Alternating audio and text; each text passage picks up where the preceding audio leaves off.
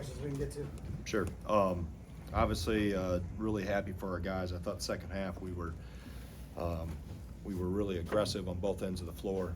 Defensively, was able to turn some things up a little bit, and then got to the rim, got to the foul line, and then eventually we were able to get some threes to go in. But the group continues to find ways. I think this is a really, really good team, and really good teams win in a multitude of ways and find ways to win. And in this group, when we were back and forth in the first half, I thought we had more of an edge to us in the second half and more of a bite to us, specifically on the defensive end, and that ignited some things for us offensively. But obviously we know it's a good team that can put a lot of points on you. I thought we did a really good job on Peyton Sanford, and that Josh got loose a few times, and obviously he made some tough shots as well. But for the most part, we were able to limit them to one shot for the most part, and take care of the ball better in the second half too. That was important to not let them get some baskets in transition and broken plays where they could score quickly in transition. So, any questions? What kind of step is this for your team defensively? I think it just shows how much they're buying in and how much they're getting better. I thought obviously we played with a smaller lineup for the most part until down towards the end when I went back to Nolan and Steve. But I thought Steve was really good in the ball screens, and I thought he kept the offensive guard on their heels. I thought we lost Peyton early. We went under a screen. He had a three in front of our bench, but for the most part, we were pretty well attached to the shooters, and then we were able to cover for each other when there was a breakdown. We had either our 4 or 5 ready to absorb the offensive player that maybe broke loose. How did you guys adjust to the pressure that they were bringing in the first half? That gave you problems in the first half? Yeah, I think the biggest thing was just be more aggressive, and that's what we talked about at halftime. Compete. I didn't feel we competed at the level that we need to compete at in the first half. In the second half, I thought we were much better in that category, and that makes you more aggressive, right? That fuels your defense, that fuels your offense. Just compete, and the ball will go in if you play harder and make good things happen, and they did that. Can you speak to the value of having a guy like Tajay who can draw fouls? I think he had about 4 within about a 5 or 6 minutes. Yeah, I mean, he's a big guard that can play in space and get downhill, and he's such a threat from 3. And he's got teammates that'll find him, and we can spread the floor around him too. It's not like you can park a guy in the rim and wait for him, because our bigs will all shoot it. And he picked his spots. I thought he went too early in the first half. He threw one off the backboard and stepped out of bounds once. I thought he was a little impatient in the first half. The second half, he was able to attack when the floor was a little more spread and we were a little more balanced, and we had gotten the defense distorted. Seemed like you guys were just trying to find any rhythm offensively, but that 8-0 stretch that you had, I think that put you ahead. Was that kind of the lift that your group needed? Because it was a little bit of just good flow offensively, and you also got some stops defensively, which we had really good shots. Even the first half, I thought we had good shots. We just didn't, we were just kind of running in mud, so to speak. I thought the second half, even though we missed the first couple threes of the half, I thought we had good looks, and the ball moved. That's probably what you judge and analyze more than whether the ball goes in, is how fast are we moving it and finding the next open player. And that told me our competitive level, our willingness to compete at a higher and hotter level was better. And then eventually, we got to the free throw line. Getting to the bonus was important. And then we got some threes to go down too to get separation. How valuable was Steve controlling the interior? Yeah, I mean, he was really good. I thought he was really good in the ball screens. He switched on to guards at times and didn't let them rock him and shoot threes over him. I thought he was really good on the defensive glass too. He gobbled up, and he had 6 defensive rebounds. And then playing through him too, even though we're, the perimeter gets a lot of the attention, we played through him and then played out of the post double that they were throwing at him, and played advantage basketball outside of the post trap. Very good. Nick, go ahead.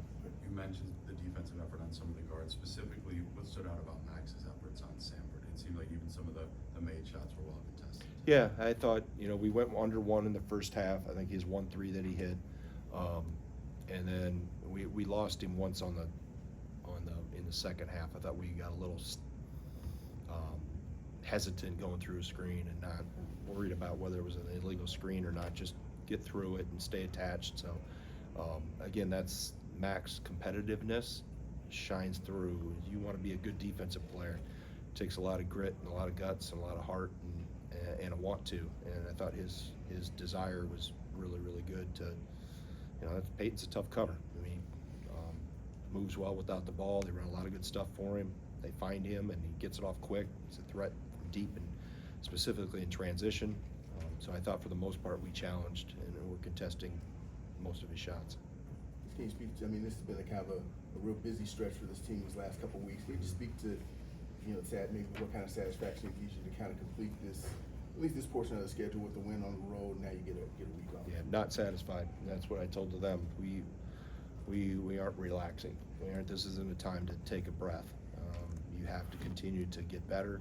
You continue to find ways to sharpen us individually and collectively. So we got a lot of season left, and trending towards we'll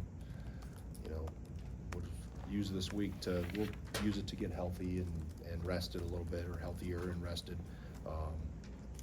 and then use the back half of the week to prep for Purdue. But they know, they've been around me long enough. There isn't other than when I go home and hang out with my wife, that's the only time I relax. Everything else is I'm a little edgy. It's the competitiveness that I don't want them to. They can't dial that back, right? It was really good today. We ain't going back to, we've got an edge established to us. We got to keep it. I know they had 11 offensive rebounds, but they only had 1 second chance point in the second half. What was different from how you guys covered it? Was it just the fact that just defended better, or? Well, and some of them were long shots, and some of them were, you're rotating to stop the ball, and the ball comes off at different angles. And I thought in the first half we gave up a couple.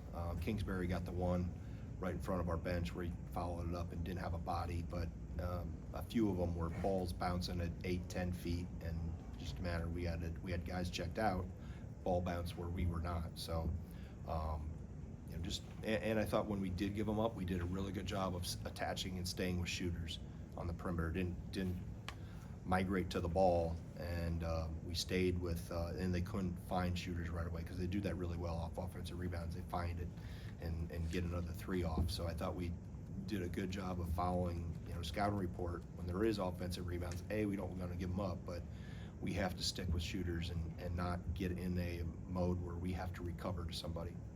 I apologize, I'm sure you've been asked about this before, but just given what you lost in the off-season, how have you been able to do what you guys are doing this season? Well, I've got really good players, right? I don't think anybody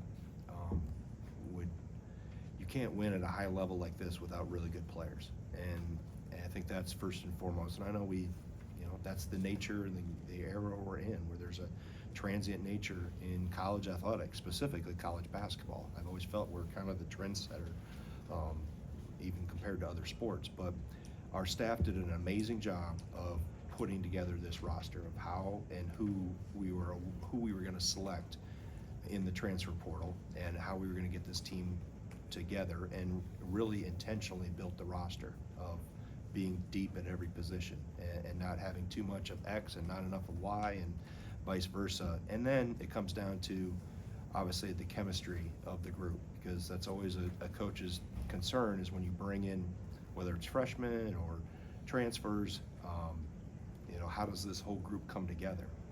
And retention is always priority number 1 for us, and I've got a great core in Klesmet and McGee and Gilmore and Crowell that have been here, and obviously Winter and Blackwell have been here. And then I got other guys, Chris Hodges, Marcus Ilver, program guys that are here for the right reasons and because they want to be here. And those things allow that kind of that merging that takes place when you bring in new players to happen, and it happened in the right direction. I think that's the biggest thing, is that if you can have a lot of talent, but if you're chemically imbalanced, it won't work. So we have a lot of talent, and I think our chemistry, our connection with this group loves hanging out with each other. They're a great group of guys, on and off the court, and they've really bonded and are have winning number one on their priority list, and that makes it really, as a coach, and I've been doing this for a long time, and I've never seen bad chemistry, but I've seen some that's better than others, and this one is really good, and that's a credit to our players. Let's take one more from Michael. These last several games have been a bit of grind from John Blackwell. I Mhm. guess, have you learned anything about him over this recent stretch, kind of confronting a little bit of difficulty? Yeah, he's persistent. You know, he's a competitor. He wants to make every shot. He doesn't want anybody to score on him. All the things. So he's constantly trying to get better. He's frustrated when he misses shots, frustrated when he has silly fouls. You know, so I like that about him. You know, he knows he's hungry. He wants to be the best version of himself that he can be, and he wants to help this team. That's first and foremost. He wants this team to do well, and you know, if he can do well, it helps this team even more. Thanks, Coach. All right.